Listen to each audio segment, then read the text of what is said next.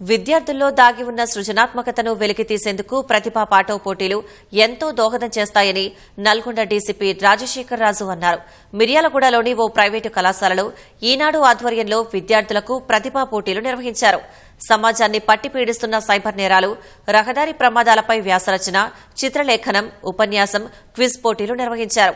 జిల్లాలోని వివిధ పాఠశాలల నుంచి విద్యార్థులు ఉత్సాహంగా పాల్గొన్నారు.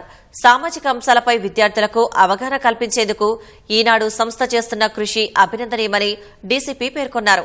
అనంతరం విజేతలకు బహుమతులు ప్రదానం చేశారు.